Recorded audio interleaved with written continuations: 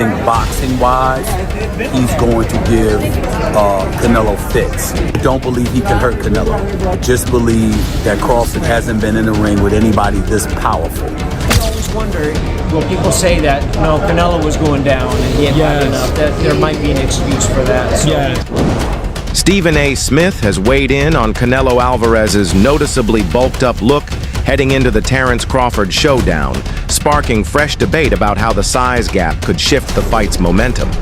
While he openly calls Crawford the more polished boxer, Smith cautions that if Crawford fails to deliver enough power to make Canelo respect him, the fight could quickly tilt out of his control. His remarks put a spotlight on the physical mismatch and the uncertainty it brings to one of boxing's most anticipated encounters. You know what, I think my initial reaction would be to say that I think that Crawford would be the superior boxer, as great as Canelo is, as seasoned as he is, with 65 fights, if I recall, on his record. I think boxing-wise, he's going to give Canelo fits. Don't believe he can hurt Canelo. Just believe that Crawford hasn't been in the ring with anybody this powerful. Again, Crawford is the superior boxer.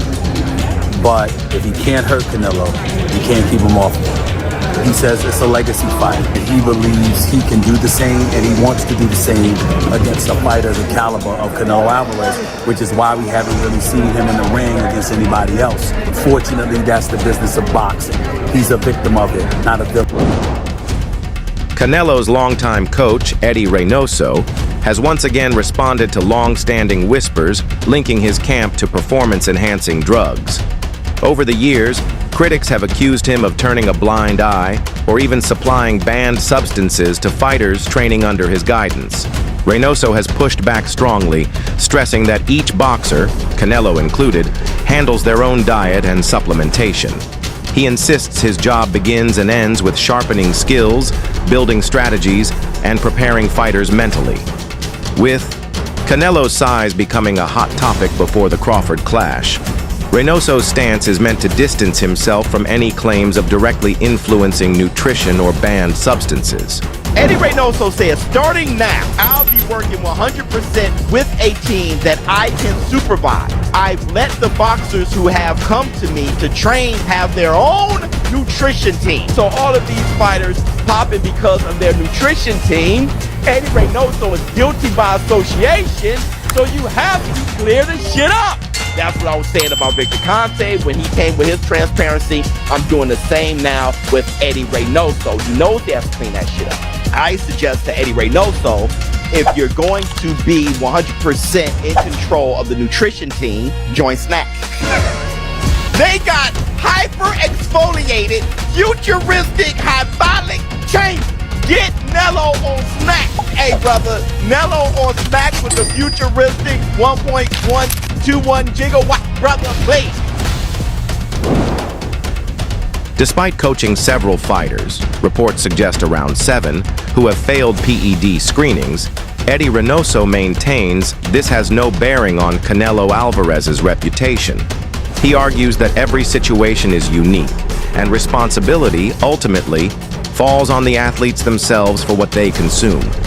Regarding Canelo, Reynoso insists his star pupil has always run a disciplined, clean program, paying meticulous attention to everything from meals to supplements to avoid controversy. Boxing corruption at its absolute finest, but how does it connect to Eddie Reynoso and Canelo team? So Rodriguez Jr. failed his test after the Galal fight. He set the record for the most punches landed in that fight. It even prompted people like Sonny Edwards during the fight to say, this is weird. And yet, he will not be punished. In fact, he'll be kind of rewarded because he's going to get ordered an immediate rematch for the WBC belt. The only thing he's got to do is have a 12-month probation period with random testing. Now, WB are doing this because they have ruled it proven unintentional use. It just so happened he took stuff that was extremely beneficial to his conditioning. Here is the WBC official statement. Feel free to pause this and read it. But what's it got to do with these two fine gentlemen? Well, Rodriguez Jr. is part of Canelo team, and he was rumoured to be managed by Eddie Reynoso. Eddie Reynoso since came out and said, no, I don't manage him, blah, blah, blah, blah, and he distanced himself. Now, why that's important is because Eddie Reynoso has been connected to, I think now, 6 or 7 fighters who have all failed their drugs tests. The rumour around town and this is just a rumour, and definitely not true, is that these two may have smoothed things over with the WBC, maybe used their position of power to get Rodriguez Jr. a bit of a lenient sentence, put it that way. Again, that's not true, I've just completely made that up. But what is unbelievable is a fighter nowadays can actually fail a drugs test and not be punished whatsoever. In fact, can be rewarded. Unbelievable. Terence Crawford's strength and conditioning coach hasn't minced words before fight night, boldly claiming that Bud will break Canelo down piece by piece. He explained that Crawford's preparation has been relentless, with a razor-sharp focus on stamina, power, and overall conditioning. The camp believes this combination will be enough to neutralize Canelo's size and elite experience. According to him, their training is laser-targeted and tactical, designed to keep Crawford strong in every round. The statement has only intensified hype, with fans now debating whether Crawford's punch power will carry at this new weight class against one of boxing's toughest champions. Listen, I get a lot of texts asking how I'm doing, how camp is going, so I figured I could just put it up in one post. So I'm in the mountains. This dude's about to beat the brakes off Canelo and be the greatest boxer of all time, and I get to play a part in it. All is well, truly well. We good. I'm good. I'm real good. Many boxing analysts are pointing to the ring size as a hidden X factor that could decide this battle. In a full-sized ring, Crawford would have the space to rely on movement, speed, and clever angles to keep Canelo chasing. History shows Canelo struggles against mobile opponents who stay disciplined at range, with his loss to Dimitri Bivol being a prime example. When forced to follow instead of trade, Canelo's rhythm often unravels. If the ring dimensions lean toward mobility, Crawford's chances of dictating tempo improve dramatically. But if Canelo closes distance quickly, fans may be in for a much rougher close-quarters war. The ring is standard size. I think Bud beats his ass all around the ring for 12 rounds. If Canelo want to come forward and get the whooping, that's what he gonna get. But that's the thing. In that last Skull fight, he didn't want to take the fight to Skull. So if Canelo don't come to fight, I don't want to see Crawford stand in the middle of the ring and take that type of risk. Because Crawford, he talk about retirement, he can still go on after this. So he ain't got to take that punishment. He can run it back with him. I don't want Crawford forced into a dog fight with Canelo. No, I think he gonna whoop his ass off to a round. Respected broadcaster Jim Gray has also shared his perspective, calling the matchup one of the best possible between two fighters whose careers already carry historic weight. He applauded Canelo for thriving across numerous divisions, while equally praising Crawford for dominating his own. Gray emphasized this isn't just a battle for championship belts. It's about legacy. Both men are fighting to cement their standing in the history books, making the stakes even greater than the titles on the line. I think we want to see the best fight the best. And even though there's been a difference in weight divisions here, I think that, people clamor for big names and big fights and guys who are great to fight each other. So being for the institution, and I am for the institution of boxing, I think Canelo has been great for boxing, and I think Terence Crawford has been great for boxing. So how this is going to play out exactly, I don't know. Terence Crawford is older, and Canelo has, twice as many rounds? So, I don't know how that combination ends up. The weight difference. Canelo's going to be a bigger man and a bigger frame, and coming up in that weight. So, I think it's just going to be fun. It's going to be interesting. It's going to be at the Allegiant Stadium where the Raiders play, and it's going to be filled up, and we're going to have a huge, huge night for boxing for the world to see. On follow-up, do you feel like Terence Crawford has the style to cause Canelo problems? Does he have the style to what? Cause Canelo problems. Terence Crawford's a great fighter. Terence Crawford can give anybody problems. Whether or not he will, I don't have that crystal ball. I don't know. We'll just have to wait and see. Veteran trainer Abel Sanchez isn't convinced Crawford can overcome the natural size difference. He explained that weight classes exist for a reason. Skill matters, but raw size and strength can't simply be ignored. Sanchez warned that Canelo's Natural power at this weight class will present a serious challenge for Crawford as he moves up. In his eyes, even a fighter as talented as Crawford will find it extremely difficult to erase those physical disadvantages once the punches start flying. As everybody has opinions, and my opinion is that I think Canelo will be too big for him. I think Crawford needed a little more seasoning, a little more seasoning of his weight, that is.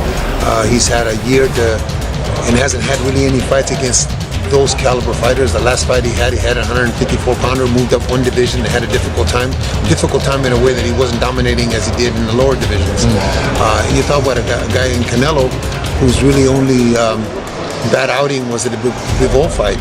And Bivol, when I first talked about that fight, when they asked me, Bivol is a Gennady Golovkin just 15 pounds heavier. Same skills, maybe not the punching power, but very skilled. So anybody below 75, Canelo has dominated easily. After the 5th or 6th round, it seems to be sparring sessions for him. So I think that he does very well, and I think he wears Crawford out and wins a going-away decision. Crawford is an all-time great, obviously, but there's weight divisions, Definitely as well, Abel. I'll leave it there, but I'll leave you with the final words. Any final words for the fans? Waiting to see you in the corner on Saturday night, my friend. I'm very happy to be back. I retired for 3 years. Legendary ring announcer Jimmy Lennon Jr. gave his thoughts, pointing out that in high-stakes fights like this, the naturally bigger man often walks away victorious. That logic, he says, leans in Canelo Alvarez's favor. Still, Lennon acknowledged that Canelo hasn't looked untouchable in recent appearances, leaving room for Crawford to capitalize. His comments strike a balance. Size matters, yes, but current form and strategy could ultimately decide the outcome. For the super fight in September, how do you see that fight playing out? Who are you leaning towards? Who wins that fight? Yeah, I tell you, I tend to always think the naturally bigger fighter is going to have an advantage. I'm just, with the Crawford moving up, he was a 135-pound champion, and had 40, fantastic champion, 47 then, and then 54. Is 68 too much? That's really a big jump. But I tell you, a lot of people I respect just say, no, he's going to be favored on that. Wow. So I don't know what to say, but Canelo's a great fighter and a smart fighter, and two fighters in the pound for pound best. Getting it on. That's nice for boxing. And if Crawford is successful, where would you place him in the all-time greats? Does he belong in the top 10, or you've seen so many fighters come across? Yeah, that's a tough one. That's a tough one to say. But certainly he should be considered. He should be in that discussion, and people could argue that either way for a while. But if he doesn't, you always wonder. Will people say that Canelo was going down and he hadn't had enough? That there might be an excuse for that. So, we'll see. But it'd be quite a feat if he does beat Canelo. That'd be amazing. Unbeaten star Shakur Stevenson has voiced full belief in Terence Crawford's ability to get the job done. Stevenson called Crawford the best fighter in his weight class and argued that his elite skills can overcome even Canelo's size and power. Coming from a proven champion, that endorsement carries serious weight. It highlights just how much respect Crawford commands among top-tier fighters and reinforces the idea that skill and fight IQ can trump size. For many in the boxing world, that possibility makes this matchup even more intriguing and unmissable. When you first heard about this idea, when you first heard about it, what did you think of this idea of Bud going up to 68 to fight Canelo? I ain't gonna lie, I've been putting it out since, I want to say, you fought Shawn Porter. Like back then, if you go watch, it's an interview out there.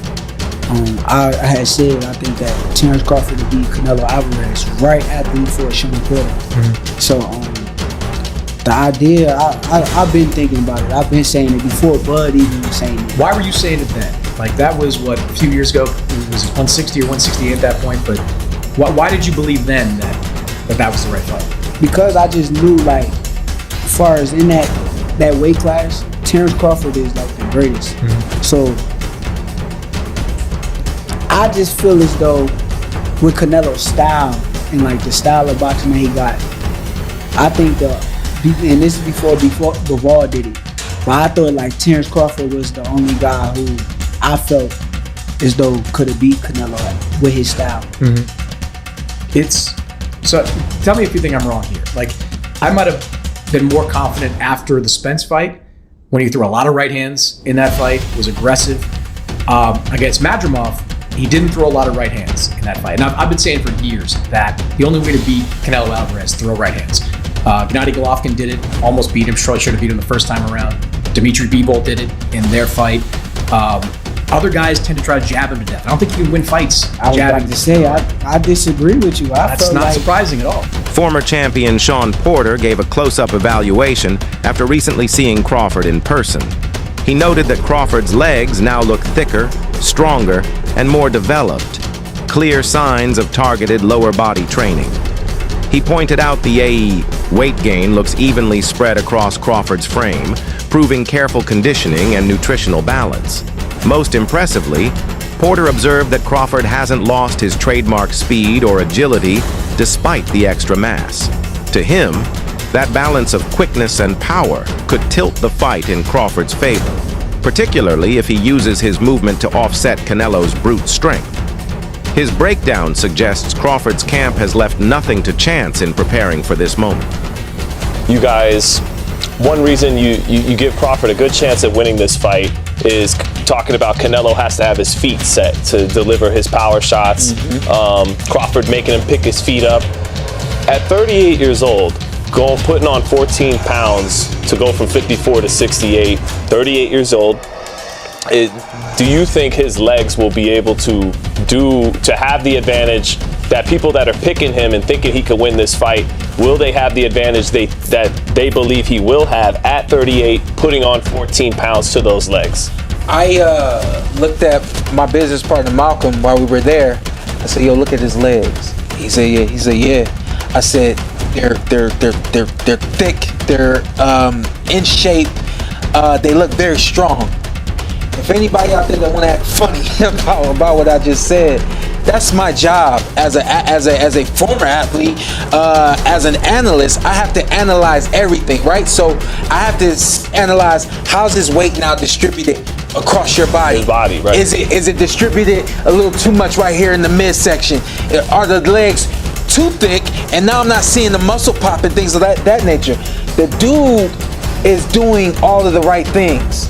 They have something called the incline in Colorado Springs. So just in case you don't know, Colorado Springs is about 6,000, a little bit more than 6,000 feet in the air, right? So it's above the altitude. I don't know where Vegas is. Vegas is around 1,000, I believe. Some fans are confidently predicting that Crawford will dominate Canelo to the point where they no longer see it as an even fight.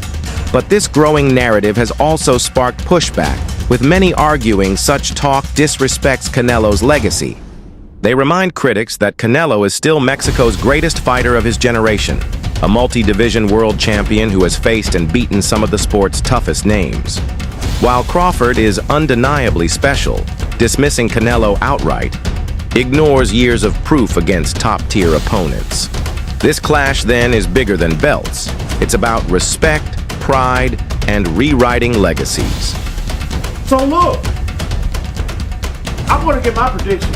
I don't want this video to be long. Typically my videos are like 20, 25 minutes long. I get deep on this shit. I'm going to keep it real.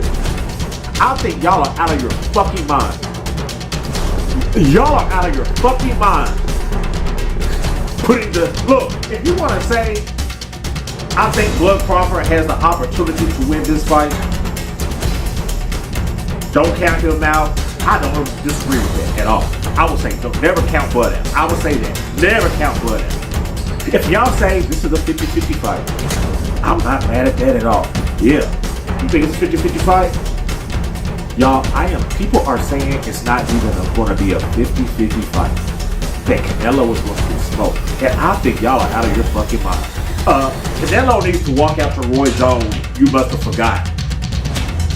Y'all, this is arguably not only the greatest Mexican fighter of all time, but this is arguably one of the greatest fighters ever. And y'all are acting like Canelo is some kind of fucking pushover. Like he's some kind of stepping stone. I've never seen nothing like it. I have never seen a boxer so accomplished get shitted on in every fucking prediction video I'm seeing. It's mad. My prediction right now, Canelo wins this fight. I don't know what the fuck y'all talking about. Y'all got shit fucked up. y'all, bro, Canelo wins this fight. And that wraps up today's breakdown. Make sure to subscribe, hit the bell icon, and stay tuned because we'll continue bringing you every update and inside scoop as Fight Night gets closer.